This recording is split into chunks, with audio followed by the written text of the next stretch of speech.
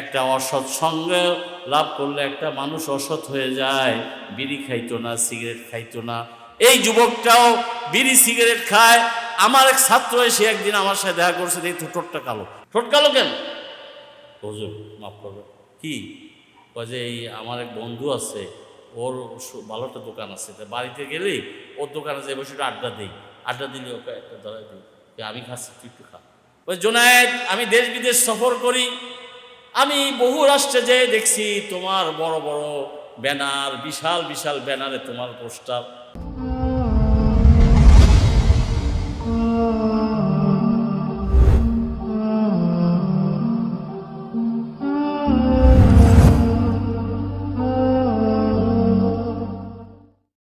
আল্লাহ তাআলা রাসূলুল্লাহ সাল্লাল্লাহু আলাইহি ওয়াসাল্লামকে সমস্ত উম্মতের কাছে নবী হিসাবে পাঠিয়েছেন, কিন্তু তার প্রথম সারির উম্মত কারা?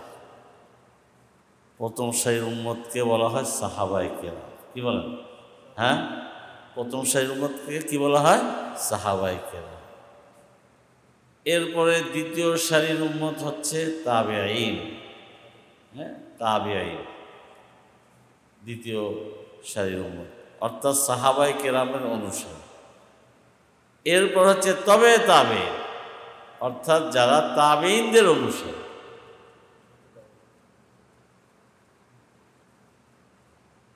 সাহাবায়ে কেরামের নাম, তারা বহুত বড় বড় আলেম ছিলেন, কিন্তু ওলামায়ে কেরাম হয়। তারা বহুত বড় জ্ঞানী ছিলেন, তাদের নাম হোকামা হয়নি। তারা বহুত বড় ওয়াজ নসিহত করতেন, কিন্তু তাদের নাম ওয়াইজিন হয়নি। তাদের নাম কি হয়েছে? সাহাবায়ে কেরাম। কেন? তারা এমন একটা নিয়ামত পেয়েছেন, যেই নিয়ামত উম্মতের আর কোনো শ্রেণী পায় নাই, সেটা রাসূলুল্লাহ সাল্লাল্লাহু আলাইহি ওয়াসাল্লামের সোহবত। এই জন্যই তাদেরকে বলা হয় কি? সাহাবায়ে কেরাম। রসুলের সোহবত এমন এক নিয়ামত, যে এই নিয়ামত পেয়ে তারা ধন্য হয়েছে, উম্মতের অন্য কোনো শ্রেণী এই নিয়ামত নাই। এই জন্য তাদের মর্যাদা, রসুলের সোহবতের আসার পরে এক নজরও যদি রাসূলুল্লাহ সাল্লাল্লাহু আলাইহি ওয়াসাল্লামকে তার সোহবতে হাজির হয়ে কেউ দেখছে, রাসূলুল্লাহ সাল্লাল্লাহু আলাইহি ওয়াসাল্লাম মজলিসে উপস্থিত হয়েছেন, তিনি সাহাবী হয়ে গেছেন। আর একবার যে দেখতে পায়নি, সে যত বড় আলেম হোক, যত বড় মুজতাহিদ হোক, যত বড় ইমাম হোক, তিনি কোনো দিন কোনো সাহাবীর দরজায় পৌঁছতে পারবেন। ইমাম আবু হানিফা অনেক বড় ইমাম, কিন্তু কোনো আদনা দরজার সাহাবীর দরজাও তিনি পৌঁছতে পারবেন না। আব্দুল কাদের জিলানী অলিকুল শিরোমণি, কিন্তু কোনো সাধারণ একজন সাহাবীর দরজাও তিনি পৌঁছতে পারবেন না, কারণ সোহবতের নিয়ামতটা পান। এই জন্য বলেন যে আল্লাহওয়ালাদের সোহবত, এটা হচ্ছে এক সির, অর্থাৎ মানুষের দিলের জগতের পরিবর্তনের জন্য সর্বোত্তম মাধ্যম, সবচেয়ে শ্রেষ্ঠ মাধ্যম। আপনারা জানেন, তবুকের যুদ্ধে কয়েকজন সাহাবায়ে কেরাম, তারা মুনাফিক ছিলেন না, খাঁটি মুমিন ছিলেন, কিন্তু এই যাবেন যাবেন করে আর যাওয়া হয়নি। এদেরকে কেন্দ্র করে একটা সূরার বড় একটা অংশ নাজেল হয়েছে, যার কারণে ওই সূরার নামই হয়েছে সূরা তওবা। আল্লাহ তাআলা তাদের তওবাকে কি করছেন? কবুল করছেন। তো এই কাহিনী আল্লাহ তাআলা বলে একটা আয়াত নাজিল করছেন, সেই পুরো কাহিনী, যে ইয়া আইয়ুহাল্লাযীনা আমানুত্তাকুল্লাহ,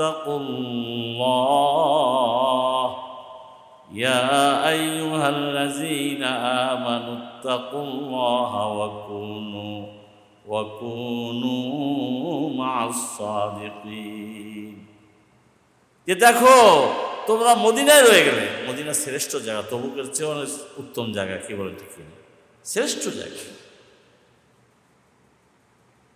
বাইতুল্লাহর পরেই, মক্কার পরেই মদিনার স্থান। আবার রাসূলুল্লাহ সাল্লাল্লাহু আলাইহি ওয়াসাল্লাম সেখানে তিনি পরে যে সেই ঘটনার পরে মৃত্যুবরণ করবেন, আর সেখানেই তিনি হ্যাঁ, তার কি হবে, মাকবারা হবে, সেই দিক থেকে এটা অনেক বড় উচ্চ মাকাম। ওনার শ্রেষ্ঠ জায়গায় আছেন।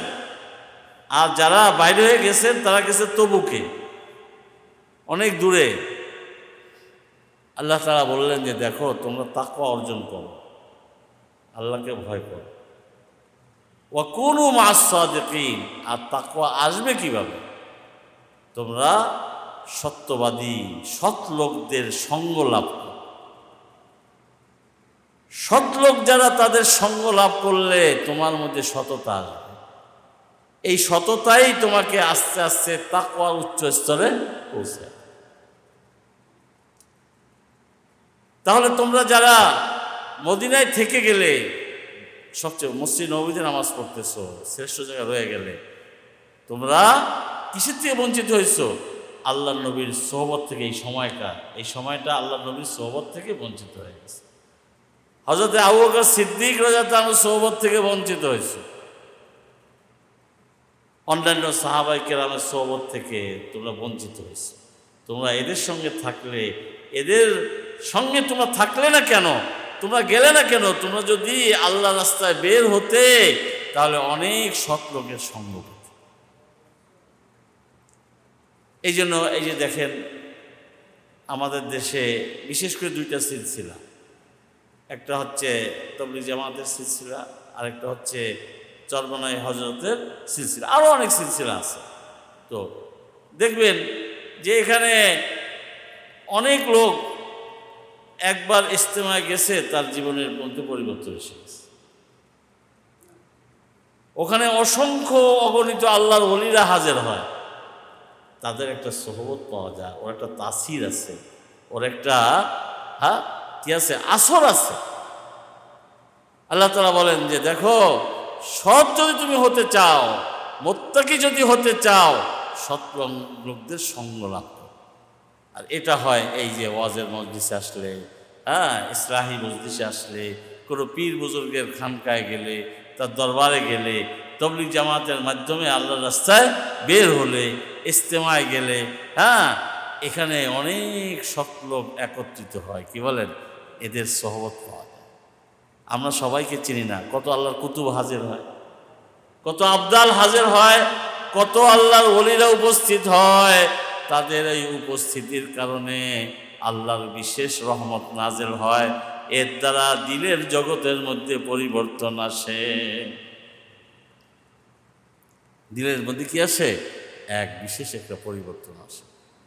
সৎসঙ্গ মানুষকে সৎ বানায়, আর অসৎসঙ্গ, ওই যে আমাদের বাংলা একটা কথা আছে না, সৎসঙ্গে স্বর্গে বাস, অসৎসঙ্গে সর্বনাশ। সৎসঙ্গ অবলম্বন করবে, তুমি জান্নাতবাসী হবে। আর অসৎসঙ্গ বহু ভালো অভিজাত শ্রেণীর মানুষের সন্তানদেরকে নষ্ট করে দিচ্ছে।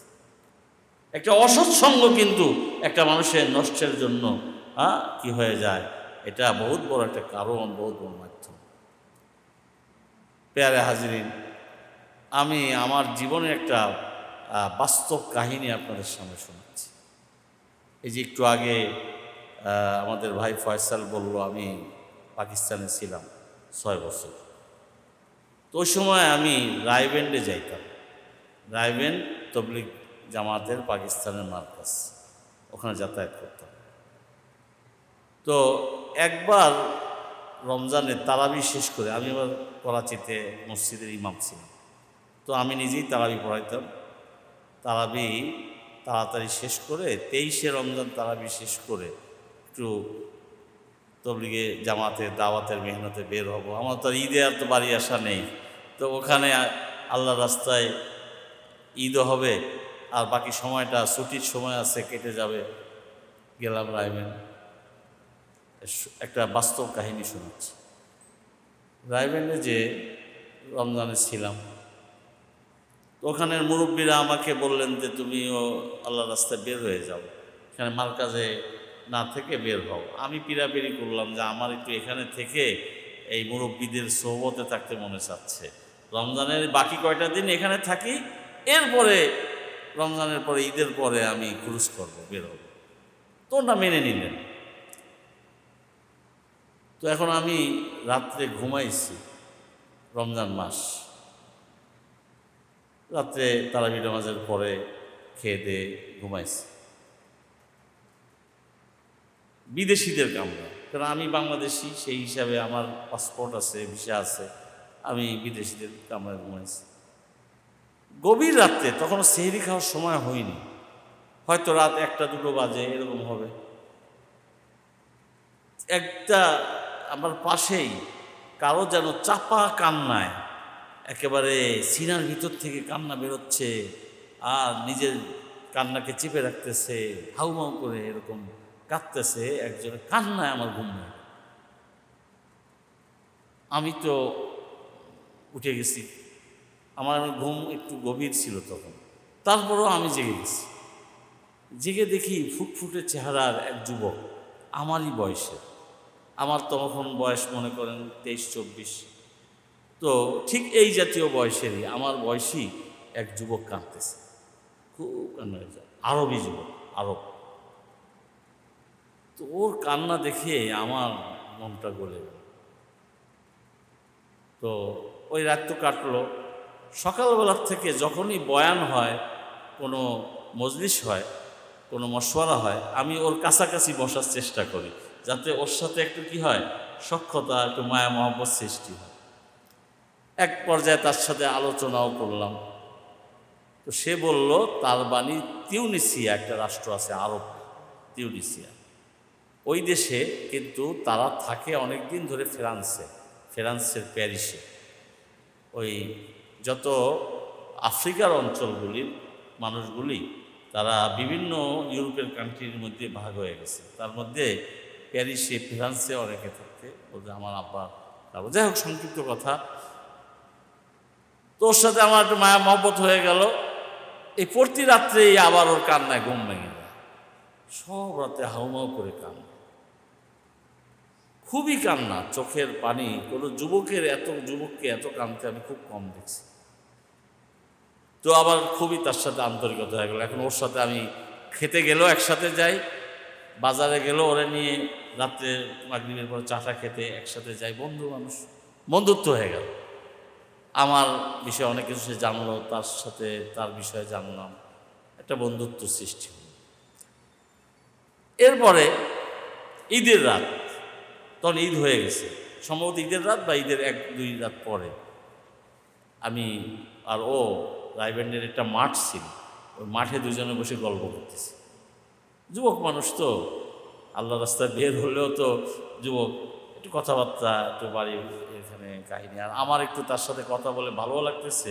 ওর আরবিটা খুব সুন্দর, একেবারে শুদ্ধ আরবিতে কথা বলে। তো খুব কথাবার্তা বলতে বলতে এক পর্যায়ে আমি তাকে জিজ্ঞাসা করলাম যে, ভাই তুমি এত কান্নো কেন? তোমার মধ্যে একটা গুণ দেখি, কান্না খুব বেশি, হাউমাউ করে কাঁদতে থাকো, তো এত কান্নো কেন? এরকম কাঁদতে তো কোনো যুবককে দেখি না। তো বলল কি, আমার নাম ধরে, যে রফিক ভাই, আমার পূর্ব ইতিহাস, আমার আগের কাহিনী যদি আপনি জানেন কী জন্য আমি কান্দি, তাহলে আপনি আমাকে ভালোবাসবেন না, আমার সঙ্গ ছেড়ে চলে যাবেন, আমার সাথে আর আপনার মায়া মহব্বত থাকবে না। আমি বলে কি রে, মাত্র 24 বছর যুবক, এরা কী পূর্ব ইতিহাস, জঘন্য ইতিহাস আছে। এখন তো আমি আরও পিড়াপিড়ি শুরু করলাম, যে তাহলে বলেন সেটা কি, কি আপনার এমন জঘন্য ইতিহাস আছে? বলে না, অনেক পিড়াপিড়ি। আমি নাসর বান্দা, যে না, এটা তো আবার শুনতেই হবে। বলে না, তাও তুমি আমার সাথে আর ওঠা বসা করবা না। আমি বলি, না, সেটা তো সাহাবাই কেরাম শিরক করতো, কত জঘন্য অবস্থায় ছিল, তওবা করার পরে আল্লাহ তাআলা তো পূর্বের জীবনের সব গুনাহই মাফ করে দেন, ধুয়ে মুছে পরিষ্কার করে দেন। অতএব আমার সেটা নিয়ে কোনো তোমার সাথে বন্ধুত্বের মধ্যে কোনো ঘাটতি হবে না। এই প্রতিশ্রুতি দেওয়ার পরে ও বলতেছে যে, ফ্রান্সে আমি দুষ্ট শ্রেণীর লোকদের সাথে মিশে, যুবকদের সাথে মিশে, আমাকে আমার আব্বা পড়ার জন্য একটা দূরবর্তী অঞ্চলে সে ভালো একটা প্রতিষ্ঠানে দিছে। কিন্তু আমি ওইখানে যত যুবক যেগুলি মাদকের নেশায় বুঁদ হয়ে যায়, যারা বিভিন্ন অপকর্ম করে, তাদের সাথে মিশতে মিশতে একদল উচ্ছৃঙ্খল যুবকদের সাথে মিশছি, যারা মস্তানি করত, আর তারা ছিনতাই করত, এমনকি ব্যাংক ডাকাতি করত।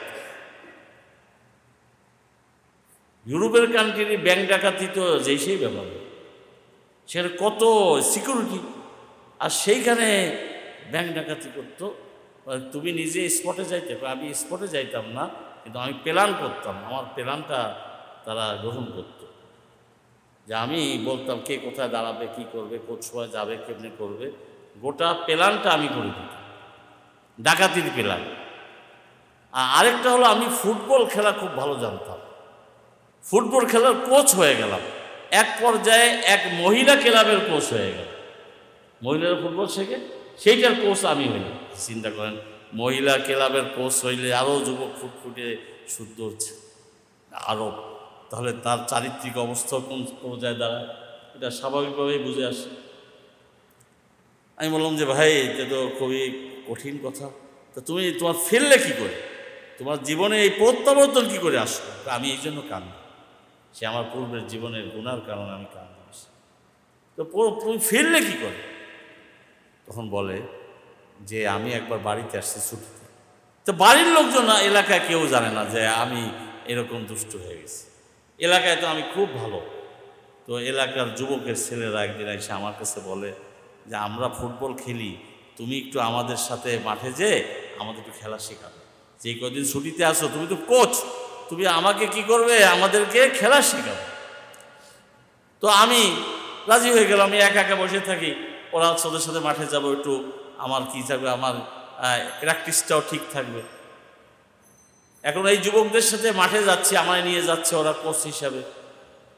তো প্রতিমধ্যে একটা মসজিদ, আপনারা জানেন যে আরবে আসরের নামাজ অনেক আগে হয়, অনেক আগে হয়, মানে মনে করেন যে আমাদের দেশের এখন 3:30টায় ওখানে আরবে আসর আজান হয়। তো ও যে আমি যাই, প্রতিমধ্যে আমরা খেলতে যাওয়ার সময় একটা মসজিদ আসে। তো এই যুবকেরা বলে, ওনার নাম ছিল সুফিয়ান, সুফিয়ান ভাই আমরা তো একটু নামাজ পড়ব, আসরের নামাজ পড়ে আমরা যাব, তো আপনি বলছে তোমরা যাও মসজিদে যাও, আমি তোমাদের এই ফুটবল আর এই খেলার জিনিসগুলি পাহারা দিচ্ছি, আমি গেটে বসে থাকি। ওই যে 1 দিন 2 দিন 3 দিন এরকম ওরা প্রত্যেক দিন নামাজে যায়, আর আমি বসে থাকি, এরপরে খেলতে যাই একসাথে। তো আমার লজ্জা হয়। একদিন আমি বাসার থেকে টুপি টুপি নিয়ে গেছি, আর ওই ওরা যখন মসজিদে ঢুকতেছে নামাজের জন্য, তো আমিও বললাম যে তাহলে আমিও তোমাদের সাথে নামাজ পড়তে মসজিদে যাব। সোহবতটা কি জিনিস বুঝে আসছে? ওই যে ওই যে মসজিদে গেলাম, আমি তো নামাজ পড়ি না, আমি তো নামাজ ছেড়েছি কত আগে। তা মসজিদে যে অজু করে যখন নামাজ পড়েন, আমি জানতাম নামাজ, জানতাম একশো ছোটোবেলায় পড়ছি, কিন্তু এখন যুবক হয়ে আমি উচ্ছৃঙ্খল হয়ে গেছি, নামাজ পড়ি না। আর মসজিদে যে যখন নামাজ পড়লাম, সেজদা করলাম, আল্লাহ তাআলা আমার অন্তরে এমন একটা তৃপ্তি দান করলেন যে আমি এই তৃপ্তিতে আমার অন্তর পরিতৃপ্ত হয়ে গেল। তো আমি একটা স্বাদ পেলাম যে আমি তো উচ্ছৃঙ্খল জগতে অনেক উপরে গেছি, কিন্তু ওতে ওই স্বাদ নেই, নামাজে যে একটা স্বাদ পেল। এখন প্রত্যেক দিন আমি ওদের সাথে নামাজ পড়ি আর খেলাও খেলি। একদিন এসে ওরা আমার সাথে সকালবেলা বলতেছে যে সুফিয়ান ভাই, আমরা এই 3 দিন খেলতে পারবো না, আজকে কালকে পরশু 3 দিন পর 4র্থ দিনে আসবো, আপনার নিয়ে যাবো, আপনি আমাদেরকে খুঁজবেন না। কেন? আমরা এই 3 দিন তবলিগ জামাতে বের হব, আমরা এই 3 দিনের জন্য কি হবো, আল্লাহর রাস্তায় যাব। একটা পাকিস্তানি জামাত আসছে, ওরা আমাদেরকে তাশকিল করছে, আমার নাম লেখাইছি, আমার যাইতে হবে। তো কোথায় যাবা? কই যে এখান থেকে অনেক দূরে, ওখানে ইউরোপে 3 দিন লাগাইতে অনেক দূরে যাইতে হয়। অস্ট্রেলিয়ার আমাদের এক ভাই, ওখানে তার জামাতারা অস্ট্রেলিয়া থাকে, তার মেয়ে থাকে অস্ট্রেলিয়া। তো সে বলছে যে আমার মেয়ে জামাই মস্তুরাতের 3 দিনের জন্য জামাতে বের হইছে, তো এত দূরে যাওয়া লাগছে, হেলিকপ্টারে যাওয়া লাগছে ভাড়া করে, তাতে তাদের আসা যাওয়ায় 70,000 টাকার চেয়েও বেশি খরচ হয়েছে। তাহলে খালি আসা যাওয়া 70,000 টাকা খরচ হয়েছে, 3 দিন লাগাইতে যায়, আর অন্যান্য খরচ তো আছে। তো এটা ও যে আমরা যাবো একটু দূরে, তো সুফিয়ান বলতেছে তো তোমরা চলে যাবা, আমি একা থাকবো, তা আমারও সঙ্গে নিয়ে যাও, তো খাওয়া দাওয়ার কী ব্যবস্থা? কই আমরা পাকশাক করবো, খাবো। কত চলো, তাই ভালোই হয়, তোমাদের সাথে রান্নাবান্না করবো, খাবো দাবো, একসাথে থাকবো, ভালোই লাগবে। ও 3 দিনে চলে গেছে। এই 3 দিনে যে আল্লাহর রাস্তায় সময় লাগায় সুফিয়ানের মধ্যে এমন এক পরিবর্তন আসছে। সুফিয়ান এইবার বাড়িতে এসে বলে আমি আর গান শুনবো না। গানের পরিবর্তে আল্লাহওয়ালাদের বয়ান শোনে, গানের পরিবর্তে আরবি গজল শোনে, গানের পরিবর্তে কোরআনের তেলাওয়াত শোনে, আব্দুল বাসেত কারি আব্দুল বাসেত তেলাওয়াত শোনে। সুফিয়ান বলে আমি নিয়ত করলাম আর ওই উচ্ছৃঙ্খলদের এলাকায় যাবই না। আব্বাকে বলবান আমার পড়াশোনা এই পর্যন্ত শেষ, আমি আর যাবো না। কী জন্য শেষ তা বললে পরে আব্বা বলে তা তুই কী করবি? আমি এখন মাদ্রাসায় পড়বো। হ্যাঁ, কি বলে? আমি মাদ্রাসায় পড়বো। আমি খোঁজ খবর নিয়ে দেখছি পাকিস্তানে বড় বড় মাদ্রাসা আছে, বিদেশি ছাত্ররা পড়ে, ওইখানে ভালো ব্যবস্থা, আমি যাব। তোর আব্বা পয়সাওয়ালা, কিছুটা তো টের পায় উচ্ছৃঙ্খলতা, দেখে যে নামাজ কালাম পড়ে না, এটা ওটা প্রয়োজন মাদ্রাসায় পড়তেছে, যা খরচ টরচ দিয়েছে। এবার সুফিয়ান বলে যে আমি খরচ নিয়ে কি করলাম, প্রথমে গেলাম মক্কা মুকাররমায়, যে ওমরা করলাম। ওমরা করে আল্লাহর ঘরের বাইতুল্লাহর গেলাপ ধরে খুব কানলাম। ওই যে বাইতুল্লাহর গেলাপ ধরে আমি কানছি, মনে হয় আল্লাহ ওই কান্নাকে কবুল করছে। সেইখান থেকেই আমার এই কান্নার অভ্যাস হয়ে গেছে। এই যে আমাদের দেখো কানতে, ওইখান থেকেই কান্না শুরু। তো তারপর কি করলাম, যে তারপরে আমি তারপরে আমি চিন্তা করলাম যে ইসে তো যাব, পাকিস্তান তো যাব, কিন্তু আমার গুনার একটা কাফফারা তো আদায় করতে হবে। খালি ওমরা করে মাদ্রাসায় পড়লেই গুনার কাফফারা হবে না। আমি গুনাহ করছি, অনেক কঠিন গুনাহ, তো আমি একটা কঠিন একটা আমল করব, সেইটা মনের মধ্যে পুষে রেখে, গোপন রেখে আমি কি করলাম, পাকিস্তানে যাওয়ার জন্য টিকিট কাটলাম মস্কো হয়ে। অনেক প্লেন আছে, এক দেশ থেকে আরেক দেশে প্লেন ঘুরে ফিরে যায়। আপনি হজে যাবেন, ওমরায় যাবেন কুয়েত এয়ারলাইন্সের প্লেনে, তাহলে আগে কুয়েত যাবে, তারপরে কোথায় যাবে? মক্কা মুকাররমা। ওখানে যা থাকবে, ওই প্লেন পাল্টাবে, অন্য প্লেনে নিয়ে যাবে। তো আমিও পাকিস্তানের টিকিট কাটলাম মস্কো এয়ারলাইন্সের, রাশিয়ান এয়ারলাইন্সের টিকিট, যাতে রাশিয়ার মস্কোতে আগে যাবে, এয়ারপোর্টে নামবে, 2-4 ঘন্টা থাকবে, সেইখান থেকে আমাকে করাচি বা পাকিস্তানে পৌঁছে। মস্কো কি জন্য? তুমি তো মস্কো তো সেই নাস্তিকদের দেশ। শোনো, আগে মস্কোতে যে এয়ারপোর্টে নামছি, নামাজের রক্ত হচ্ছে, তো দিলের ওই গোপন, আমার দিলের যে গোপন এরাদাটা, ইচ্ছাটা এখন বহির্প্রকাশের সময় আছে। আমি ভালো করে ওযু করলাম, আল্লাহর কাছে দোয়া করলাম, আল্লাহ তো আমার দিলের শক্তিকে বৃদ্ধি করে দেয়। এরপরে মস্কো এয়ারপোর্টে দাঁড়াই আমি দিলাম কানে আঙ্গুল দিয়ে আজান। একটা নামাজের জায়গা বাইছে নিয়ে কানে আঙ্গুল দিয়ে দিলাম আজান। ওখানে তো আজান দেওয়া নিষেধ, আজান দিলে মার দেয়, আজান দিলে তার কি হয়, শাস্তি হয়। মস্কো এয়ারপোর্টে এক প্যাসেঞ্জার বিদেশি, সেই যে আজান দেওয়া শুরু করছে, আর তো লোকজন দৌড়ায় আসবে কী হবে? ও কয় আমি তাড়াতাড়ি তাড়াহুড়া করে মোটামুটি আজান শেষ করে দিলাম। হ্যাঁ, তুমি কেউ তোমার যা করো, এটা আমার প্রেয়ার, আমার ইবাদত, আমার ইবাদতের সময় আজান দিতে হয়, এই জন্য আমি নামাজ পড়বো। এই সুরে আরও কিছু মুসলমানরা ওখানে যারা ছিল প্যাসেঞ্জার, সবাই সে জামাতে নামাজ পড়লো। ওই মস্কোতে আজান দেওয়ার জন্য, ওখানে আজান বন্ধ আমি জানছি, শুনছি, তো ওই দেশে যে আজান দেওয়ার জন্য আমি মস্কো ঘুরে তারপরে কি আইসি, লাহোর আসছি, এসে মাদ্রাসায় পড়ছি। তাই দেখেন, ফুটবল খেলতে যে নামাজি ছেলেদের সাথে ফুটবল খেলতে যে তার জীবনের মোড় ঘুরে গেছে। এরপরে সে লাহোরের থেকে পড়া শেষ করে তারপরে সিরিয়া, শাম দেশে সিরিয়ার ভার্সিটিতে পড়াশোনার জন্য সে করাচি হয়ে গেছে। ওই সময় 1 সপ্তাহ আমার কাছে ছিল। আমি মসজিদে ইমাম ছিলাম, আমার কামরা ছিল খুব সুন্দর, ওখানে এক সপ্তাহ ওর প্লেনের টিকিট করা ইত্যাদি কাজে একটু সময় লাগছে, আর একটু বেড়াইলো আমার কাছে, এক সপ্তাহ ছিল আমার কাছে। তাহলে চিন্তা করে দেখেন, হ্যাঁ, সোহবতে সালেহ তোরা সালেহ কুনাদ, সোহবতে তালেহ তোরা তালে কুনাদ। নেককারের সোহবত তোমাকে নেককার বানায়, আর বদকারের সোহবত তোমাকে বদকার বানায়। একটা অসৎ সঙ্গ লাভ করলে একটা মানুষ অসৎ হয়ে যায়। বিড়ি খাইতো না, সিগারেট খাইতো না, এই যুবকটাও বিড়ি সিগারেট খায়। আমার এক ছাত্র এসে একদিন আমার সাথে দেখা করছে, দেখি তোর ঠোঁটটা কালো। মাদ্রাসা এখন পড়া স্নান দিয়েছে, ঠোঁট কালো। কিরে তোর ঠোঁট এখন কালো ছিল, তোর ঠোঁট কালো কেন? বেশি ধমক, বেশি বয়সও না, এই 20-22 বছর বয়স, ঠোঁট কালো। মোসার কেবল রেখা উঠছে, এখন দাঁড়িয়ে ওঠে না, ঠোঁট কালো কেন? হুজুর মাফ করবে, কি যে এই আমার এক বন্ধু আছে, ওর ভালো একটা দোকান আছে, বাড়িতে গেলেই ওর দোকানে যে বসে আড্ডা দিই, আড্ডা দিলে ওকে একটা ধরাই দিই, আমি খাচ্ছি তুই একটু খা। খাই না 1-2 দিন টান দিছি, আর আমারও একটু অভ্যাস হয়ে গেছে। এই যে সমস্ত ছেলেরা মাদক ব্যবহার করে, এরা কিন্তু আগে দুষ্ট ছিল না। কেউ কোনো বাচ্চা দুষ্ট হয়ে দুনিয়ায় জন্ম নেয় না। হ্যাঁ, এটা এরশাদ শিকদারের ছেলেটাও যে জন্ম নিছে, সে দুষ্ট হয়ে ডাকাত হয়ে জন্ম নেয় না। রাসূলুল্লাহ সাল্লাল্লাহু আলাইহি ওয়াসাল্লাম ইরশাদ করেন, কুল্লু মাউলুদিন ইউলাদু আলাল ফিতরা, প্রত্যেকটা নবজাত শিশু স্বচ্ছ এক মন নিয়ে, পরিষ্কার মন, কোনো গুনার ইচ্ছা নেই, কোনো গুনার প্রবণতা নেই, গুনার প্রবণতা মুক্ত এক মন নিয়ে প্রত্যেকটা মানুষ জন্মগ্রহণ করে।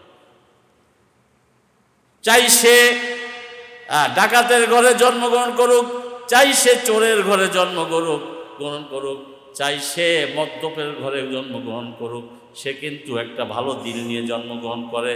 ফা আবাওয়াহু ইউহাউবিদানিহি আও ইউনাসসিরানিহি আও ইউমাজ্জিসানিহি।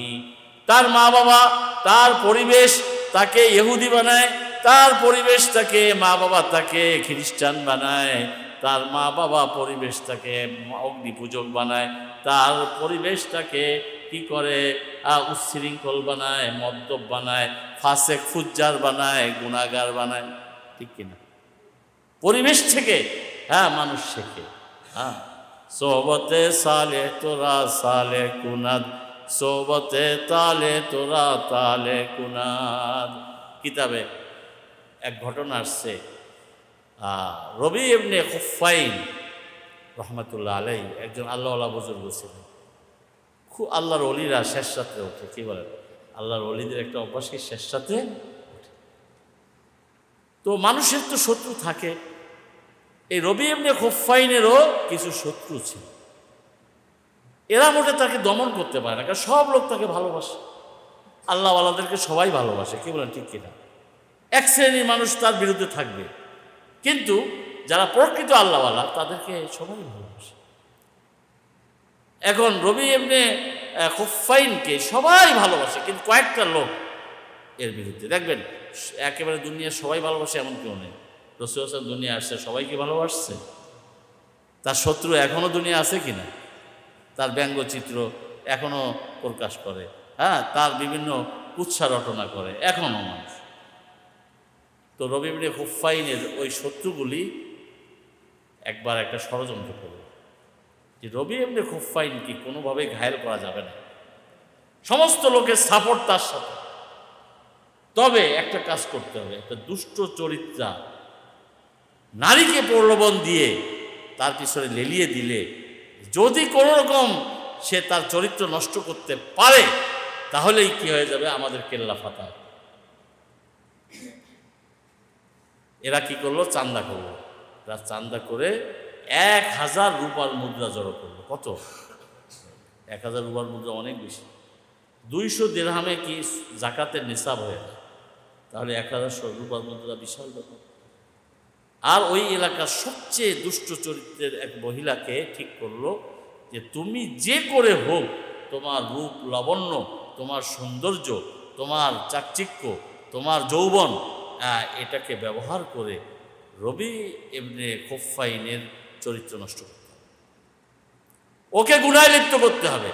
যদি এটা করতে পারো, আমরা এই 1000 মুদ্রা তোমার। ওই মহিলা তো প্রলোভনে পড়ে গেল। সে রবি ইবনে খুফাইনের যে থাকার জায়গা, খানকা বা তার যে ইবাদতের জায়গা, এটা আগে পরে দেখে আসে, খুব আগে পরে দেখে ঠেকে এইখানে প্ল্যান করলো কি করে কি করা যায়।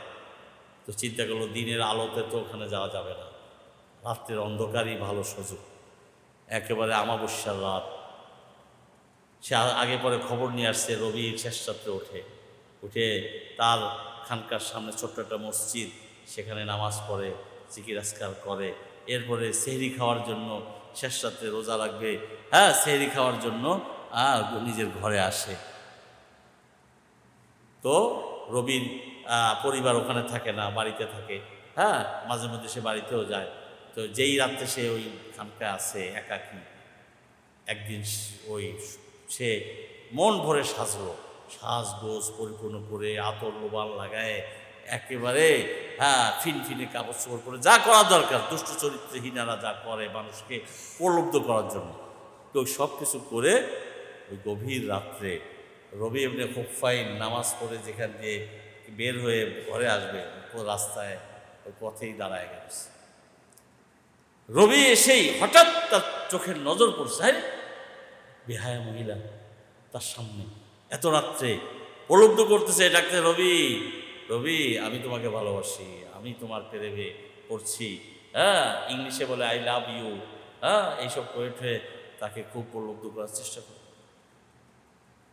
রবি খুফাইন এক নজর তো প্রথম পড়ে গেছে, এরপরে নজরকে সংবরণ করে, নজরকে নিচু করে, আল্লাহ তাআলা কোরআনে পাকেই বলছেন, কুল্লিল মুমিনিনা ইয়াগুদ্দু মিন আবসারিহিম, হে আমার হাবিব, আপনি মোমেনদেরকে বলে দেন, যদি কোনো নারীর দিকে তার চোখ পড়ে, সঙ্গে সঙ্গে যেন সে নজরকে নিচেও করে দেয়, নজর নিচু করে, অবনত করে। যালিকা আজকা লাহুম, এটাই তাদের পবিত্রতা রক্ষার জন্য সবচেয়ে উত্তম মাধ্যম। ওই নাইলে বারবার তাকাইলেই কিন্তু এর থেকে কি হয়ে যায়, গুনার দিকে আগে বেড়ে যায়।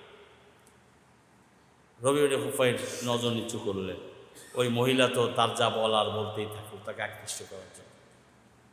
রবি, দুনিয়া কেউ জানবে না আজকে আসছি আমি তোমাকে অনেক ভালো জানি, আমার মনটাকে ঠান্ডা করো, এই অনেক কাকুতি বিরতি। রবি বলে, তোমার কথা শেষ হয়েছে? বলে, হ্যাঁ, এখন আমার একটু কথা শোনো। ওই দাঁড়ায় আমার কথা শোনো। ওই নারীকে রবি চিনতেন, তার নাম ধরে বললেন, হে অমুক, শোনো, তোমার এই রূপ লাবণ্য যদি কোনো মারাত্মক মরণ ব্যাধি হয়, কোনো মারাত্মক মরণ ব্যাধি হয়, তোমার যদি কলেরা হয়, তোমার যদি ডায়রিয়া হয়, 1 সপ্তাহ যদি ডায়রিয়া হয়, তখন কি তোমার রূপ লাবণ্য থাকবে? যদি তুমি রোগ ব্যাধির থেকে বেঁচেও যাও, একদিন তোমার বার্ধক্য আসবে কিনা? যখন তুমি খুনে বৃদ্ধা হয়ে যাবে, হে নারী, তোমার এই সৌন্দর্য কি থাকবে? যদি তাও না হয়, তুমি যদি মৃত্যুবরণ করো, তোমার লাশকে যখন কফিনে ভরে শোয়াই দিয়ে আসবে কবরে, কয়েকদিন পরে তোমার এই চোখের জ্যোতিগুলি, চোখের পানিগুলি গলে গলে তোমার গাল দিয়ে পড়বে, তোমার মাথার চুলগুলি খসে নিচে পড়ে যাবে, তোমার গালের চামড়া ঝুলে যাবে, পোকামাকড়ে খাইতে থাকবে। হে নারী, তখন তোমার কি অবস্থা হবে? এই তাকে আখিরাতের দিকে মন ঝুঁকাই দেন, এমন বললেন। রবি ইবনে খুফাইন, সে আল্লাহওয়ালা বুজুর্গ, তাহাজ্জুদ করে বেরোয় আসছে, তার যে কথা তাসির, ও যে ওই কথা বলতে বলতে ওই নারী ছটফট করে মাটিতে গড়াগড়ি খাওয়া শুরু করলো। গড়াগড়ি খাওয়ার বলে, রবি, রবি, আমাকে তওবা করাও, আমাকে তওবা করাও, জলদি আমাকে তওবা করাও, যাও গোসল করে আসো, অজু করে আসো, আর পাক সাফ কাপড় চাদর আমার রুমে আছে, যায় নিয়ে পরে আসো, এখানে বসো। তওবা করায় দিলেন, আর বললেন, খবরদার আর কোনো দিন বেপরদায় বের হবা না। কিছু উপদেশ দিয়ে বাড়িতে পাঠায় দিলেন। ঐতিহাসিকগণ লিখছেন এই নারী রবির এই যে সোহবত অল্প সময় পেল, অল্প সময় তার সোহবতে এসে একটু তার ওয়াজ নসিহত শুনল, তার কলুষিত জীবনের পরিবর্তন হয়ে গেল, তার যে উচ্ছৃঙ্খল জীবনের পরিবর্তন ঘটল, সে একজন আল্লাহওয়ালা মহিলা হয়ে গেল। এমনকি মহিলারা তার কাছে ওয়াজ শুনতে আসে, নসিহত শুনতে আসে, জিকির আজকারের সবক নেয়, আর তার কাছ থেকে এলাকার লোকজন দোয়া নিতে আসে। হ্যাঁ, সোহবত। শেখ সাদি রহমতুল্লাহ একটা সুন্দর উদাহরণ দিচ্ছে। শেখ সাদি রহমতুল্লাহ আলাই একটা সুন্দর উদাহরণ দিয়ে গোলেস্তান নামক একটা কিতাব আছে, সেই কিতাবের মধ্যে সোহবত, নেক সোহবত, এটা যে কত বড় গুরুত্বপূর্ণ এবং এটার যে তাসির কত বেশি সেটা বোঝানোর জন্য তিনি একটা সুন্দর উপমা পেশ করছেন। গেলে খুশবু এদার হাম্মামে রোজে, গেলে খুশবু এদার হাম্মামে রোজে, রসিদ আজ দস্তে মাহবুবে বাদস্তম, বধু গুফতম কে মিশকিয়া আবিরি কে আজবুয়ে দিলাবি যে তুমস্তম, বগুফতামান গিলে না চিজে বুদাম, ওয়ালেকিন মুদ্দতে বাগুল নিশাস্তম, জামালে হাম নিশি দরমান আসর কর, ওয়াগার নামান হুমা খাকাম কে হাস্তম। শেখ সাদি বলেন, আমি একদিন এক রাজ পরিবারে মেহমান হিসাবে গেলাম। রাজপ্রাসাদের মেহমান হয়েছি, শাহজাদার সাথে আমার সম্পর্ক। তো আমি গোসল করতে যাব, ধুলাবালি মেখে আসছি অনেক দূরে সফর করে। তো শাহজাদা আমাকে একটা মাটির টুকরা দিলেন, সুন্দর কাটা একটা মাটির টুকরা সাবান। আগের যুগে মানুষ মাটিকে সাবান হিসাবে ব্যবহার করত। আপনারা জানেন, গ্রামাঞ্চলের মানুষ যখন সাবান আবিষ্কার হয়নি, তখন এই মাটি এটা দিয়ে কি করত, শরীর পরিষ্কার করত। তো এই যে আটালো মাটি, এটাকে সুন্দর করে কেটে বাদশাহী সাহানা যে পদ্ধতিতে সেইটাকে সুন্দর একটা রং ঠং মাখায় ওইটাকে পেশ করছে যে এটা মেখে আপনি গোসল করেন। শেখ সাদি দেখে এটা মাটির টুকরা। এখন মাটির টুকরা হাম্মামে ঢুকে যখন জ্বলতে শুরু করছে শরীরে, দেখে যে খুশবুতে সুঘ্রাণে ভরে গেছে।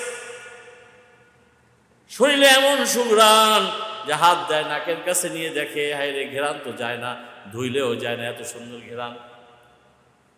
তো শেখ সাদি কবি ছিলেন, সাহিত্যিক ছিলেন, ভাবুক ছিলেন।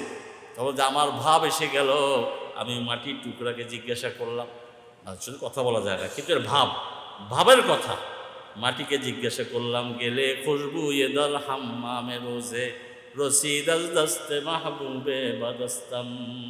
আমার হাতে ওই মাটির টুকরা পৌঁছলে, গায়ে মেখে আমি যখন ঘেরানে মত্ত হয়ে গেলাম, ওই মাটির টুকরাকে আমি বাইরে বের হয়ে গোসল করে এসে জিজ্ঞাসা করলাম, মাটি তুমি এত খুশবুদার কি করে হলে?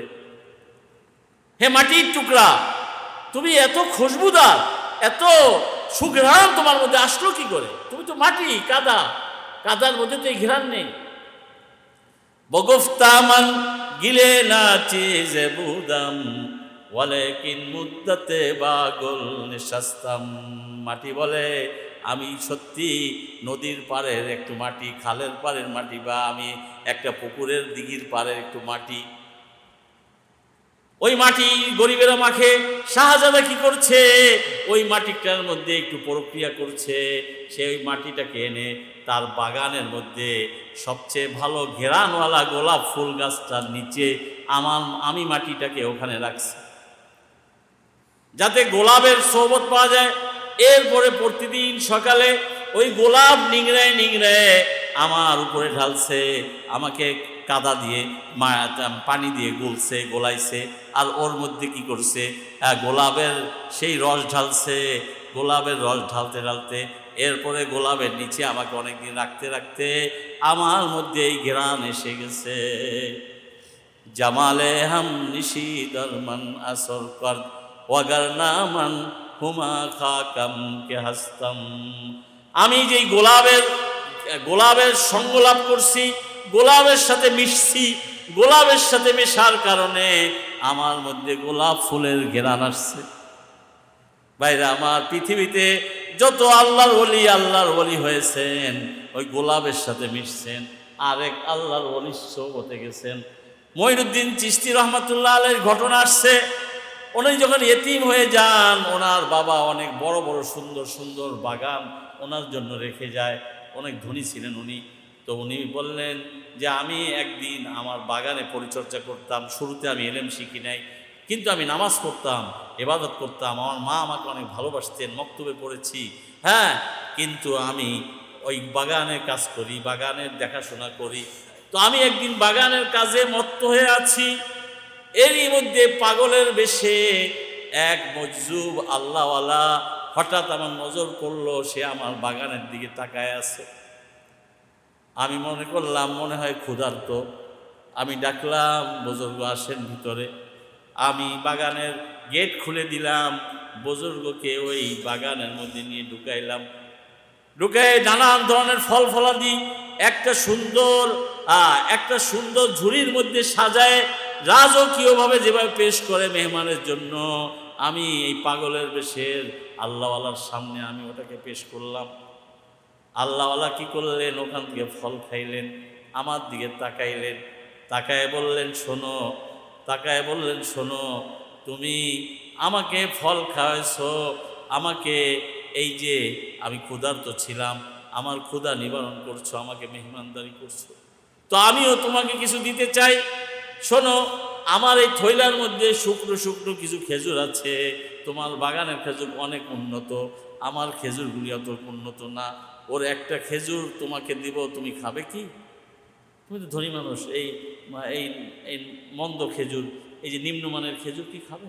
বলে হ্যাঁ, আপনার হাতের খাবার আমি অবশ্যই খাবো। আল্লাহওয়ালাকে তাজিম করছেন। আল্লাহওয়ালা কি করছেন, ওই খেজুরকে কামড় দিয়ে নিজের হাত মুখে একটু চিবাইছেন, চিবায়ে এরপরে মঈনুদ্দিন চিশতির মুখের মধ্যে রেখে দিয়েছে। মঈনুদ্দিন বলে, ওই খেজুরটা খাওয়ার সাথে সাথে আমার দিল আলোকিত হয়ে গেছে। এখান থেকেই শুরু। এরপরে মঈনুদ্দিন চিশতি আস্তে আস্তে বাগান ইত্যাদি বিক্রি করে তিনি দিন শিখতে বোখারা গেছেন। অনেক বড় বড় ওসমান হারুনির সোহবতে গেছেন। এরপরে আস্তে আস্তে তার মধ্যে এত বড় দিনের তিনি কি হয়েছেন, এত বড় আল্লাহ ওলি হয়েছেন।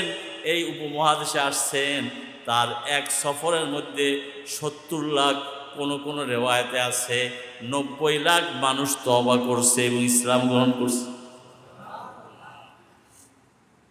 আসল, হ্যাঁ, এটা প্রক্রিয়া। রাসূলুল্লাহ সাল্লাল্লাহু আলাইহি ওয়াসাল্লাম সোহবতে গেছে, ঘষা লাগছে, কোষ্টি পাথরের সাথে ঘষা লাগলে পাথর সোনায় পরিণত হয়ে যায়, লোহা সোনা হয়ে যায়।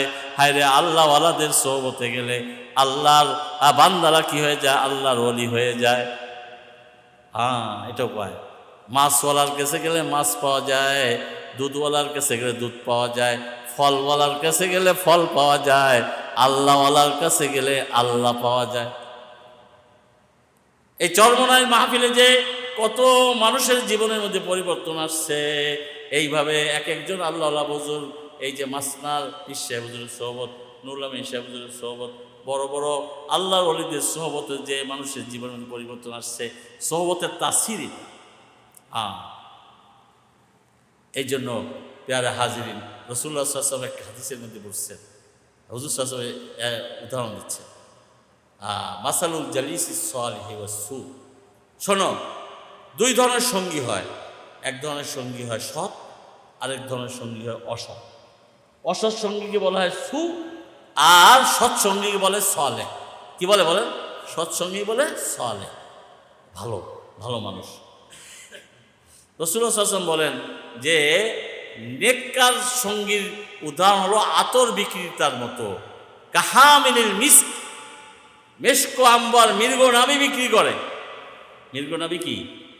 ওই যে হরিণের পেটের মধ্যে একটা কস্তুরী, একটা মৃগনাভি হয়, ওটা 1000 হরিণের মধ্যে একটার মধ্যে পাওয়া যায়। ওটা এত দাম, 1 তোলার দাম 1 লক্ষ টাকা। ওটা যে নাড়ে, হাত দিয়ে ধরে, তার হাতও কি হয়ে যায়, ঘেরান হয়ে যায়। ওইটা এমন ঘেরানের জিনিস। তো রাসূলুল্লাহ সাল্লাল্লাহু আলাইহি ওয়াসাল্লাম বলেন যে মেশকো বেচে, মির্গনাবি বিক্রি করে, আতর বিক্রি করে, তার উদাহরণ হচ্ছে নেক সঙ্গীর উদাহরণ। ওই যে আতর বিক্রেতা, যারা আতর বিক্রি করে, আপনারা জানেন যে আতর যারা বিক্রি করে, গেছেন না আতরের দোকানে? আপনার যে কোনো বন্ধু আতর বিক্রেতা থাকে, বা একটু সামনে চলে আসেন তো, যে বাচ্চারা আসছে, ওই পাশে চলে যাও, একটু ওখানে রাস্তা দেন, চলে যাও, ওই ডানে বামে দুই দিকে চলে যাও, দুই দিকে দরুদ শরীফ পড়ি। আল্লাহুম্মা সাল্লি আলা সাইয়্যিদিনা ওয়া মাওলানা মুহাম্মাদিন ওয়া আলা আলিহি ওয়া আসহাবিহি ওয়া বারিক ওয়া সাল্লিম। আল্লাহুম্মা সাল্লি আলা সাইয়্যিদিনা ওয়া মাওলানা মুহাম্মাদিন ওয়া আলা আলিহি ওয়া আসহাবিহি ওয়া বারিক ওয়া সাল্লিম। আল্লাহুম্মা সাল্লি আলা সাইয়্যিদিনা ওয়া মাওলানা মুহাম্মাদিন ওয়া আলা আলিহি ওয়া আসহাবিহি ওয়া বারিক ওয়া সাল্লিম। তো রাসূলুল্লাহ সাল্লাল্লাহু আলাইহি ওয়াসাল্লাম উদাহরণটা শোনেন ভালো করে। রাসূলুল্লাহ সাল্লাল্লাহু আলাইহি ওয়াসাল্লাম বলেন, নেক বন্ধু, নেককার বন্ধু, সৎ বন্ধু, তার উদাহরণ হচ্ছে আতর বিক্রেতার মতো, মির্গনাবি বিক্রেতার মতো। ফাহামিলুল মিসকি ইম্মা ইউহজিয়াক, আতর বিক্রেতার সাথে যদি তোমার বন্ধুত্ব থাকে, তুমি আতরের দোকানে যাবে, মির্গনাবির দোকানে যাবে, সে হয়তো একটু তোমার গায়ে লাগায় দেবে। দেখবেন আতরওয়ালাদের কাছে গেলে একটু, আমার একটা ভালো আইটেম, দেখো দেখো, আমরা যাই তো করে কি, লাগাইতে ডাইনাতে লাগায়, বা আমাদের এখানেও লাগায়, কাপড়ে লাগায়, এখানে লাগায়, এক একটা আইটেম দেখায়, ওদের আর নাই জায়গা, এখানে একটু লাগায়, এইটা একটু দেখে। এটা আতরের দোকানে এদের স্বভাবই একটু লাগায়, এরা লাগায়। তো আতর বিক্রেতার সাথে যদি বন্ধুত্ব হয়, তোমাকে সামান্য একটু আতর হলেও, একটু তুলায় ভরে একটু কানে দিতে দেওয়ার জন্য হলেও, তোমাকে একটু আতর সে কি করে উপহার দেবে। এটা তো একটা সুরত হলো। আও ইম্মা, হ্যাঁ বলছে এটা একটা, আও তাশতারিহি মিনহু, অথবা আও তাবতা মিনহু, অথবা তার থেকে তুমি কিছুটা কিনবে। আতরের দোকানে গেলে আপনি কিনতে যান নাই, কিন্তু ও যে এমন আইটেম দেখাইছে, দেখানোর সাথে সাথে আপনার দিলের মধ্যে আসছে যে তাহলে একটু নেই ভাই, পয়সা তো নেই, হাফ শিশি দাও, নাহলে বাকি দাও, নাহলে এই আইটেমটা এতে অনেক ভালো আতর, এতে কিছু। তো হয়তো ওখানে গেলে তার কথায় তুমি উদ্বুদ্ধ হয়ে কিছু আতর নিজে কিনে খরিদ করে তুমি বাসায় বাড়ি নিয়ে আসবে, তাহলে ঘ্রাণ আর ঘ্রাণ। ওয়া ইম্মা আন তাজিদা মিনহু রিহান তাইয়্যিবা, আর যদি তাও না হয় তাহলে কি হবে? আন তাজিদা মিনহু রিহান তাইয়্যিবা, তার থেকে একটা সুন্দর ঘ্রাণ হলে তুমি পাবে। যতক্ষণ ওই আতরের দোকানে যাবে, আতরওয়ালার আতরের ঘ্রাণে তুমি কি হয়েছে, মুগ্ধ হয়ে যাবে। রাসূলুল্লাহ সাল্লাল্লাহু আলাইহি ওয়াসাল্লাম বলেন, নেককার সঙ্গীর উদাহরণ এমন, নেককার সঙ্গী তবলিগওয়ালা, নেককার সঙ্গী চরমনাইওয়ালা, নেককার সঙ্গী আল্লাহওয়ালা, যদি তার সঙ্গে মেশো, চলো ফেরো, সে নামাজি, তুমিও নামাজি হবে। সে সিগারেট খায় না, তোমারও বিড়ি সিগারেট এটা ছাড়তে সহজ হবে। সে যেহেতু নেক চলে, ভালো স্বভাবের, তোমার স্বভাবটার মধ্যে ওই ফুলের ঘ্রাণ আসবে, আস্তে আস্তে তুমিও কি হয়ে যাবে, আল্লাহওয়ালা হয়ে যাবে, নেককার হয়ে যাবে। আর মাসালুল জালিসি সু, আর অসৎ সঙ্গী, অসৎ সঙ্গীর উদাহরণ কি? ওই যে অসৎ সঙ্গী যদি হয় তাহলে কি হবে? অসৎ সঙ্গীর উদাহরণ কানাফিকিল কির, এটা হলো ওই যে কামারের মতো। কামার বুঝেন? আপনার দেশে কি বলে? কামার বলে না? ওই যে লোহা দিয়ে খন্তা বানায়, কুড়াল বানায়, দাও, আর আরব দেশে আছে তলোয়ার, তীর, এগুলি তৈরি করে। এদের দোকানটা খুব পরিষ্কার নাকি, যে কয়লা আর একটা ভাট্টি থাকে, ওটার মধ্যে ফু দেয় যখন, ওর ভিতর থেকে খালি ধোঁয়া বেরোয়। কি বলেন?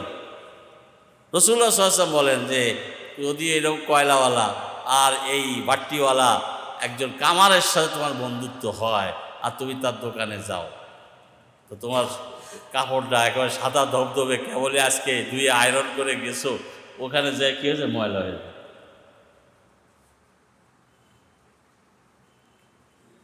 ইমা ইহরিকা সিয়াবাক, অথবা ওর একটা ফুল কি এসে পড়ে তোমার কাপড়টা কি হয়ে যাবে, হ্যাঁ, এখানে এক জায়গায় ফুটো হয়ে যাবে, একটা জায়গায় ছিদ্র হয়ে যাবে, কাপড় জ্বলে যাবে।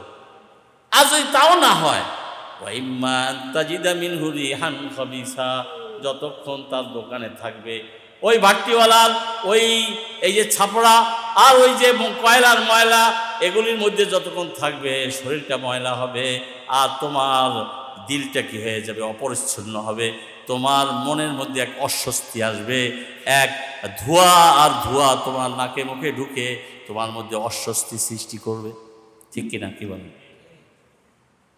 বদকার এবং বদ আখলাক উচ্ছৃঙ্খল যুবকের সাথে যদি এক যুবক মেশে, এই যুবক মিশতে মিশতে তার মধ্যেও এরকম কি ফুলকি আসবে, তার মধ্যেও ময়লার ধুলা আসবে, তার মধ্যেও গুনার পরিবেশ আসবে, আস্তে আস্তে বিড়ি ধরবে, এরপরে হিরোইন ধরবে, এরপরে নারীদের পিছনে ঘুরবে, এরপরে ইপিটিজিং করবে, এরপরে সে এই জায়গার মধ্যে মাদকের নেশায় পড়বে। মা বাবাকে পর্যন্ত পিরোজপুরে একটা মাদকের নেশায় মত্ত একটা যুবক, সে তার মাকে হত্যা করছে, 3টা ভাই বোনকে হত্যা করে এদেরকে জমিনের মধ্যে দাফন করে তারপর রাত্রে বাড়িতে বের হয়ে গেছে। আপনারা জানেন ঐশী নামে একটা মহিলা মেয়ে, সে তার বাপ হচ্ছে বড় পুলিশ অফিসার ঢাকার, একবার জাদরেল পুলিশ অফিসার। পুলিশ অফিসারের মেয়ে যখন অন্যায়ের রাস্তায় গেছে, সেই ঐশী কিন্তু মাকে আর বাবাকে হত্যা করছে, এখনো জেলে আছে নাবালক অবস্থায়। এই জন্য তাকে ফাঁসি দেওয়া যাচ্ছে না, যে নাবালক, তো নাবালককে ফাঁসি দেওয়ার হুকুম নেই। চিন্তা করেন, নাবালক অবস্থায়, হ্যাঁ, অসৎ সঙ্গীর পাল্লায় পড়ে ঐশীর মতো মেয়ে, সে কি করছে, মা বাবাকে কি করছে, হ্যাঁ, হত্যা করছে। আজকে এই জগতে যত দুষ্ট ছেলে দেখবেন, কোনো না কোনো দুষ্ট ছেলের পাল্লায় পড়ে দুষ্ট হয়েছে, তাহলে ও আসলে দুষ্ট ছিল না, একসময় দুষ্ট ছিল না, দুষ্ট ছেলের পাল্লায় পড়ছে। আপনার সে পাল্লায় পড়া বলে নাকি? এই যে একটা খপ্পরে পড়ে, পাল্লায় পড়ে, আমাদের দেশে বলে যে এ অমুক দুষ্ট ছেলের কি পড়ছে, পাল্লায় পড়ছে। ঠিক আছে না, ভাষা ঠিক আছে? আচ্ছা, বোঝা দরকার তো। আচ্ছা, তো ভাই দোস্ত, হ্যাঁ, বদ স্বভাব, এর থেকে আত্মরক্ষা করতে হবে। আপনার ছেলে, আপনার মেয়ে, আপনি স্কুলে দিচ্ছেন, ছেলেকে কলেজে পাঠাচ্ছেন, আপনি খুব সতর্ক থাকতে হবে। আর এখন তো বদ সহবতের জন্য আবার দুষ্ট ছেলের পাল্লায় পড়া লাগে না, ওই একটা মোবাইল নামে এইরকম একটু চওড়া, একটু বড় ধরনের, আমাদের কাছে ওইটা নাই, এই বড় ধরনের একটা কিছু হাতে উঠাইলে আর সহবত, এইটার সহবত, এই সহবতেই শেষ। কারণ ওর মধ্যে সব পাওয়া যায়, ওই সব কিছু সহবত হয়নি, ওটা নিয়ে তো পড়ে থাকে, ওইটা নিয়ে তো পড়ে থাকে। হ্যাঁ, এখন ওইটার মধ্যেই বাস একটা দুষ্ট হওয়ার জন্য ওই একটা, বুঝে আসছে কথা, টাচ মোবাইল, একটা এই মোবাইলই যথেষ্ট। ভাই দোস্ত, এর থেকে দূরে রাখতে হবে, সন্তানদেরকে দূরে রাখতে হবে, এই নেক সোহবতে আনতে হবে, আল্লাহওয়ালাদের সোহবত কায়েম করতে হবে।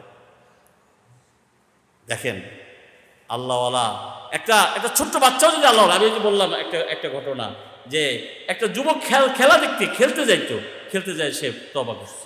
আজ বাস্তব ঘটনা শুনেছেন, এই আমাদের ইন্ডিয়া, ভারতে একটা ঘটনা ঘটছে। ওখানের আলমোগান নামে একটা পত্রিকা, মাসিক ম্যাগাজিন, এই মাসিক ম্যাগাজিন, এটা দিনই ম্যাগাজিন, এর মধ্যে এই ঘটনাটা আসছে, আমি নিজে পড়ছি। ঘটনাটা হচ্ছে এই যে আহমদ নামে একটা ছোট্ট বাচ্চা নুরানি মাদ্রাসায় পড়ে, এই যে নুরানি ছাত্ররা আসছে, হ্যাঁ, এই নুরানি মাদ্রাসায় পড়ে, হেফজখানায় পড়ে, বেগম মাদ্রাসায় পড়ে। তো মাদ্রাসার ছুটি হইলেই বাড়ি আসে। ওর বাড়িতে তবলিগের কাজ ছিল, ওখানে মহিলাদের মধ্যে তালিম হয়, ও তালিমে বসে। তো তালিমে বিভিন্ন হাদিস শোনে, এই ফায়দা। আপনি বাড়িতে তালিমের হালকা চালু করেন, আপনি যেই হন, আপনি তবলিগ না করেন, বাড়িতে তালিম, এটা আমাদের সবার কাজ। আমি চর্মনাই করি, আমি মৌলানা ইয়াহিয়া সাহেবের মুরিদ, আমি অন্য কারো মুরিদ, যে কেউ হই না কেন, আমি বাড়িতে তালিমের হালকা চালু করতে কেউ নিষেধ করবে না। আপনি বাড়ির মধ্যে বসে আপনার ছেলে মেয়েদেরকে নিয়ে একটু দিনই কিতাব থেকে পড়েন, সহি সহি কিতাব, ফাজাইল আমাল থেকে, এই জাতীয় আরও কোনো কিতাব থেকে হলেও আপনি পড়েন, একটু সূরা কিরাতের মশক করেন, একটু সুন্নতের আলোচনা করেন, এই বাচ্চাদের মধ্যে দিন আসবে। ইউরোপের মধ্যে একজন মহিলা পড়াচ্ছে এই স্কুলে, ম্যাডাম। তো ম্যাডাম পড়াতে পড়াতে একটু ছাত্রদের সাথে কৌতুক করতেছে।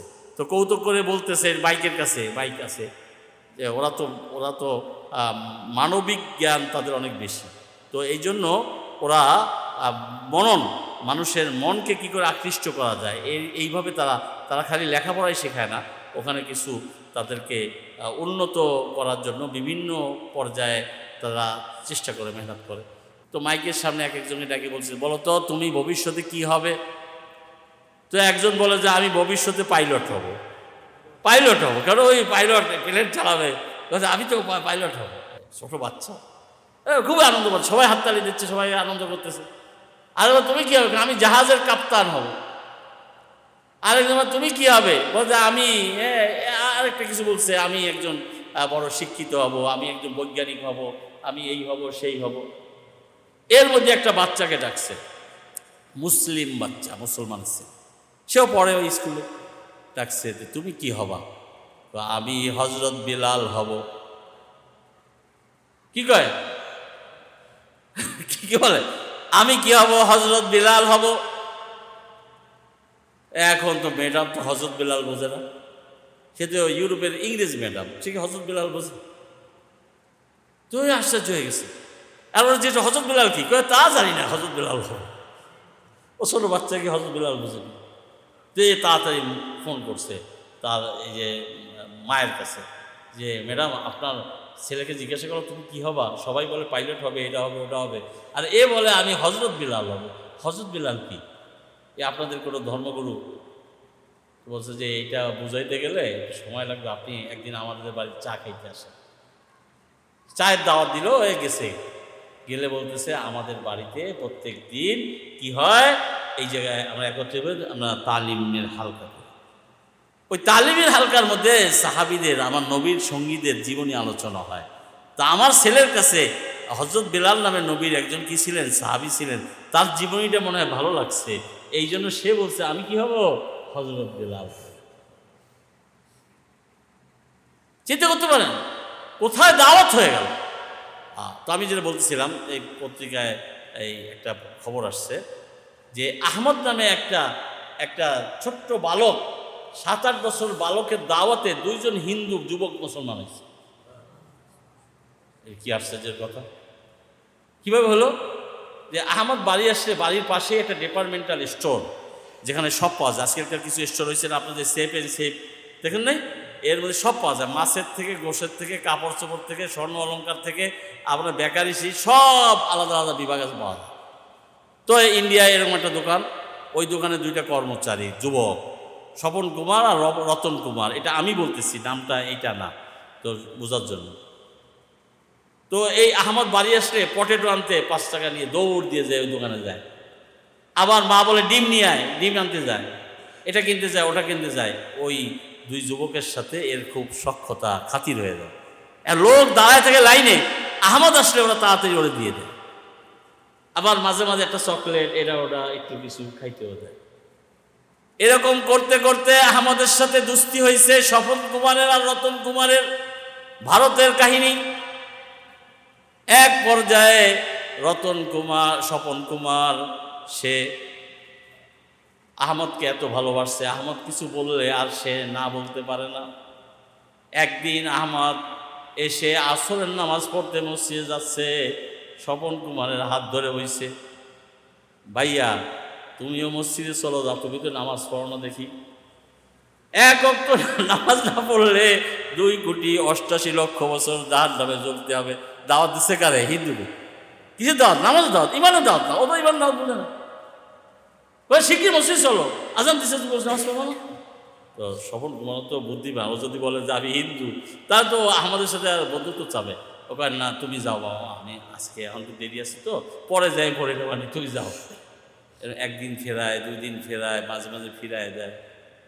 আহমদ কিন্তু ওই যে যেদিন শুনছে 2,88,00,000 জাহান্নামে জ্বলতে হবে, আহমদের দিলটা কাঁদতে ওঠে, আরে আমার এই বন্ধু, আমার যে বড় ভাই রতন কুমার, স্বপন কুমার আমার এত ভালো জানে, ওরা জাহান্নামে যাবে। হ্যাঁ, ওর তো দিল কান্দে। প্রত্যেকদিন নামাজের দাওয়াত দেয়, দিতে দিতে দিতে দিতে আর একদিন কারেন্ট চলে গেছে ঈশান নামাজের সময়।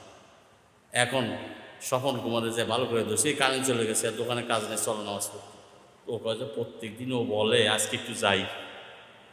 প্রত্যেক দিনও যখন বলে, এটা বাস্তব ঘটনা, পত্রিকায় আসছে, ও প্রত্যেক দিন যখন বলে ডাকে, যাই না, ওর মনটা কষ্ট হবে, তা আমাদের খুশি করার জন্য যাই, একটু মসজিদ যাই, কী হবে না, অন্ধকার, এখন তো কারেন্ট নাই, কেউ দেখবেও না। অনেক কিছু শুনছে নামাজের মধ্যে কেরাত শুনে, এবার তো স্বপন কুমারের দিনের মধ্যে তোলপাড় শুরু হয়েছে। নামাজে যখন সেজদায় গেছে, আল্লাহ হেদায়েত দেবেন, সেজদায় গেছে আহমদের পাশে, আহমদ কি করে একটু দেখে, ও সেজদায় দেয়। সেজদায় যখন গেছে, ও তো সুবহান রাব্বিয়াল আলা জানে না, সুবহান রাব্বিল আযীম জানে না। ও সেজদায় যে যা পারে এমনি এমনি মুখ নাড়ায়, যাতে আহমদ বুঝে যে ও নামাজ পড়তেছে। কিন্তু ওই সেজদায় যে সেজদা তো হইল, এমন এক তৃপ্তি। এখন ও এরপরে আহমদ ডাকলে ও আস্তে আস্তে যায় নামাজে, চুরি করে যায়। যাইতে যাইতে একদিন রতন কুমার টের পাইছে, কিরে তুই তো নামাজের সময় ওদিকে যাইতে কি, আবার একদিন দেখছি তোর মসজিদে বেরোতি, কী করিস? তোর রতন কুমারের কাছে সব বলছে। বলার পরে রতন কুমার কয় তাইলে আমিও যাব, তুই থাক, আমি যাই।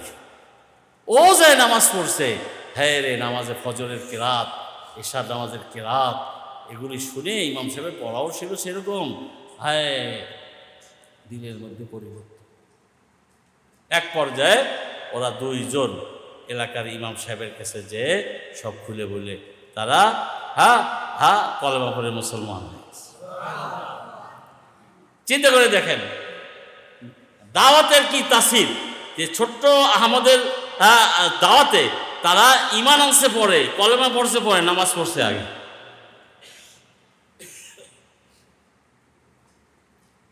প্যারে ভাই দোস্ত, এক জমানা সোহবতে বা আউলিয়া, বেহতেরা সদর সালাত বেরিয়া।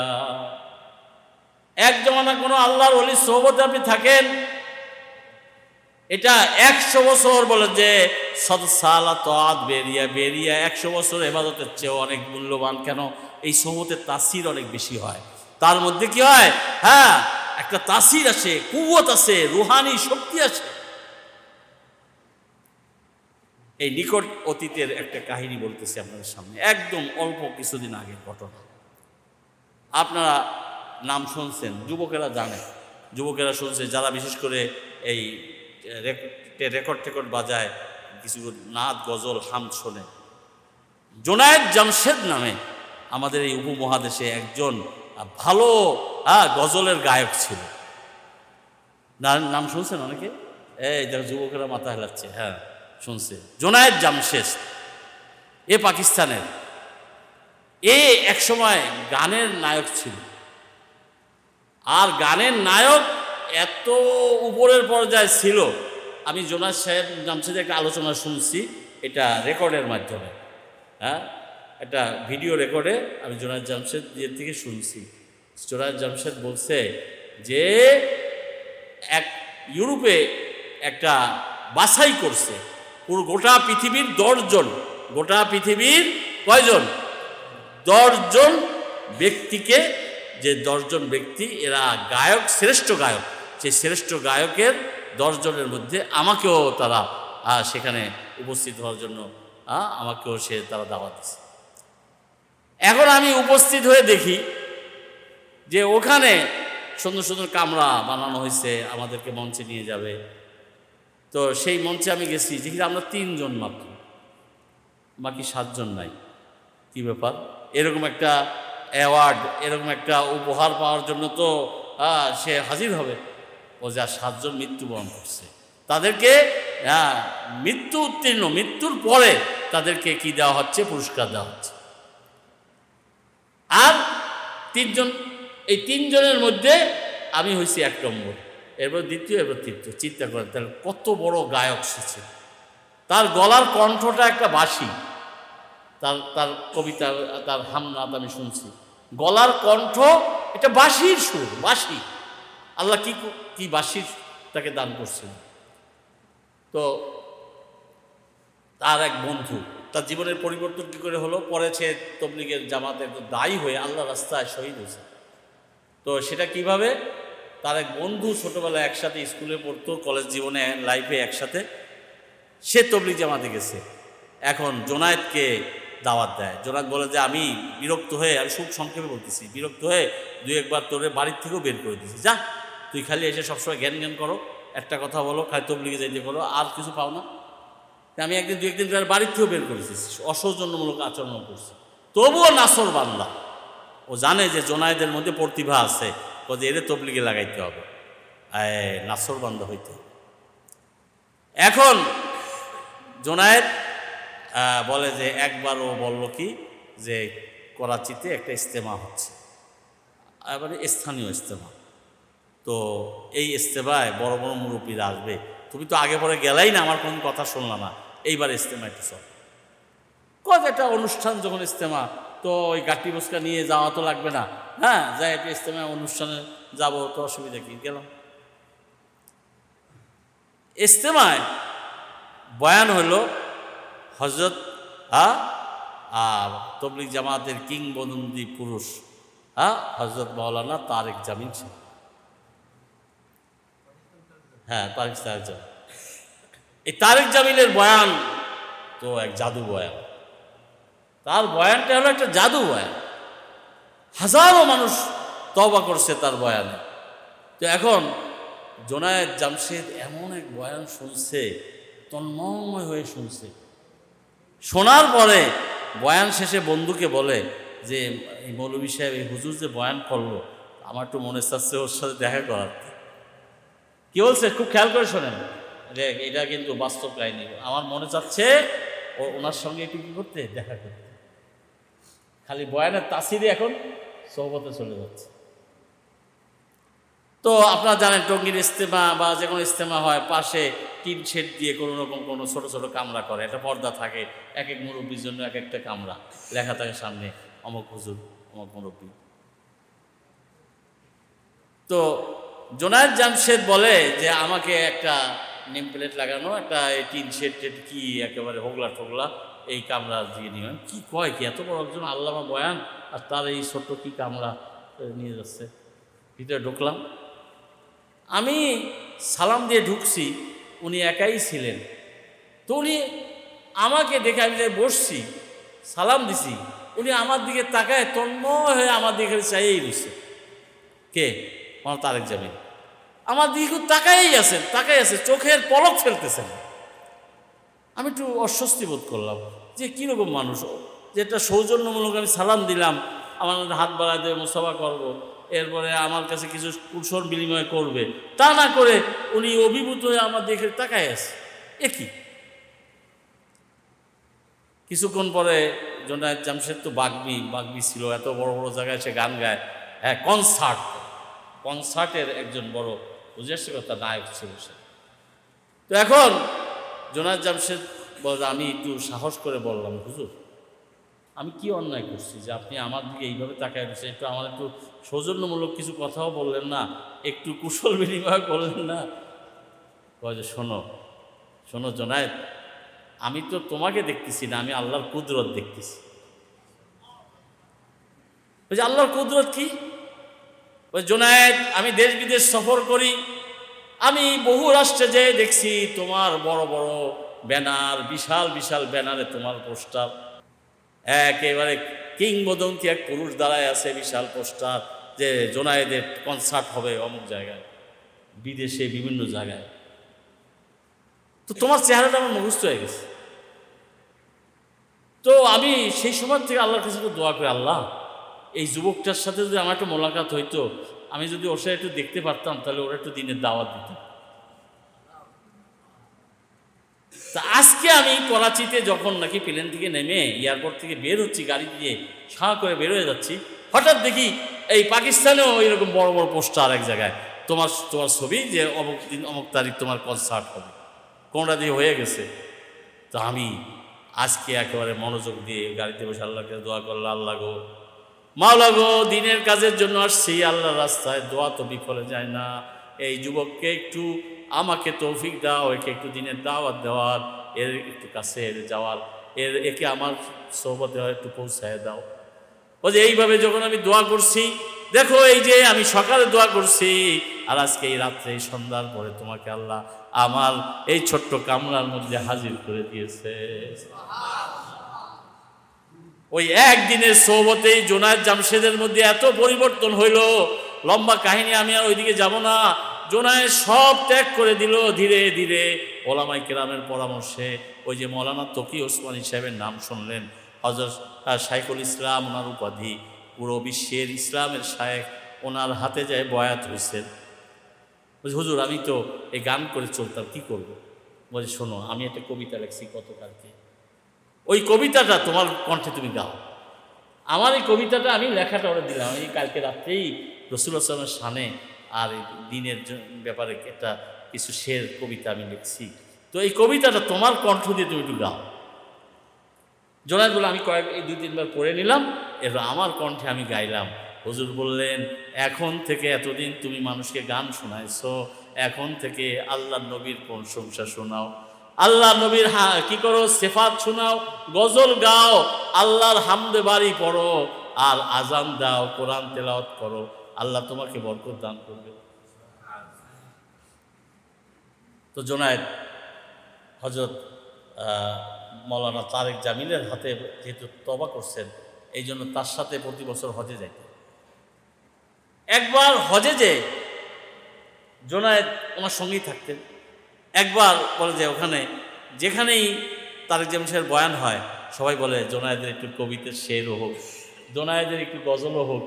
তো তারেক জামিল সাহেব বয়ান করে, জোনায়েদ গজল গায়।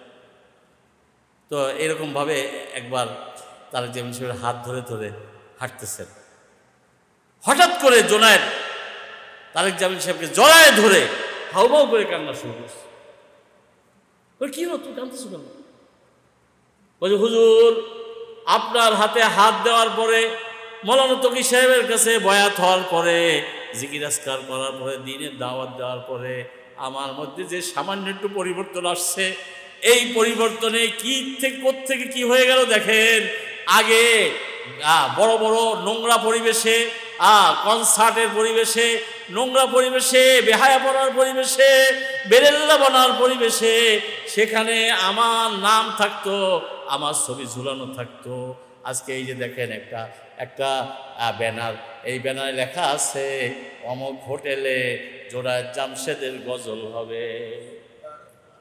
হায় রে, আজকে এক সময় নগ্নতার জগতে আমার ছবি ঝুলতো, আর আজকে আমার নাম ঝুলতেছে মক্কা মদিনার অলিগলিতে।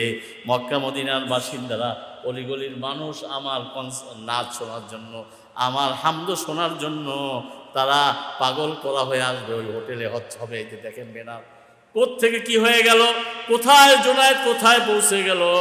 আজকে তার কণ্ঠের বাঁশি বাজতেছে মদিনার অলিগলিতে, মদিনার হোটেলগুলিতে। এই জোনায়েদ আল্লাহর কাছে দোয়া করে, আল্লাহ তোমার রাস্তায় শহীদ হয়ে যায়।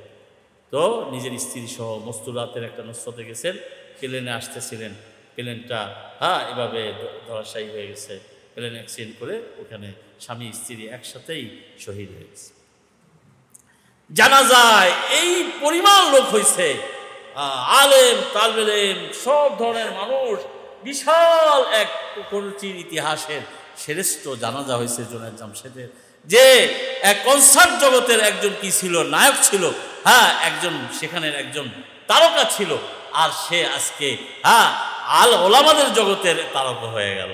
আজকে তার জানাজায় এত মুসল্লি, যদি ওইভাবে সে মৃত্যুবরণ করত, তাহলে তার জানাজায় কি লোক হইতো?